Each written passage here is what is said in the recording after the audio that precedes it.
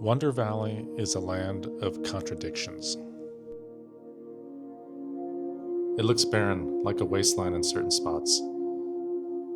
Other areas are beautiful. I think Ken Lane said it best in his book Desert Oracle. There are 900 people living in all of Wonder Valley. Seems like a lot of people. I've never seen more than 50 people in Wonder Valley at one time, and that was at the Palms. It's funny to think about in a community that's so sparsely populated that the largest concentration is at the local live music venue. Wonder Valley is about 12 miles east of 29 Palms if you follow the 62. It's a desert area that the government wanted people to move to back in the 1950s. They promised free land if the developer could develop it within a certain period of time. This was all made possible by the Small Tract Act of 1938, which enacted in response to requests by primarily World War I servicemen who wanted to move out into the desert for health and recreational purposes. Subsequently, after World War II, Southern California began looking for small acreage in the desert to get away from the smog and population centers. The Small Tract Act was about the only method for making federal land available. Local counties were enthusiastic about getting the land off their tax rolls and were not concerned about the infrastructure. So there was a sort of land rush, and people snatched up these parcels and began building on them. Over time, the most common structure that was built was a 400 square foot recreational cabin. Fast forward to today, and most of these cabins are now abandoned. I'm not sure what the ownership status of these, but some are still in the original family. Objects in the desert stay around for a while. The desert is wide open and doesn't hide things. Distances seem further and you can see forever. It feels like time stands still.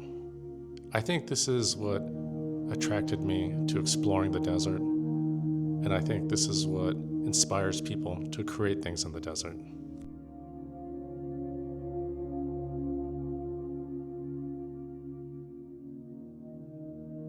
Wonder Valley is about 150 square miles, and the majority of the valley sits between State Route 62 and Amboy Road. These two roads are what you would experience on your typical desert road trip. The 62 leads to Arizona, and Amboy Road leads to the Amboy Crater. People call these roads lonely, but that's not really the case. The 62 is where most of the abandoned cabins are located, and most of the art installations are located off Amboy Road. I hike this area a lot. Most of the time I just start from one of the roads and I try to figure out what's public property and what's private property. And I basically just hike out. Sometimes I look at Google Maps and sometimes I don't. I started exploring Wonder Valley because Joshua Tree became too crowded due to COVID. I heard a lot of different rumors about this place. My wife and I were unsure if we should even hike here. We came out during the day and took a look at it, and came back later that night just to see how scary it was. It was quiet and lonely, but that's what we liked about it. This was back in 2020, right after the pandemic started.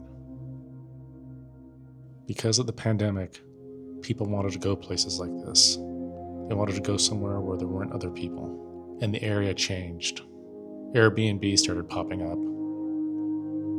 Other people started buying cabins and rebuilding them.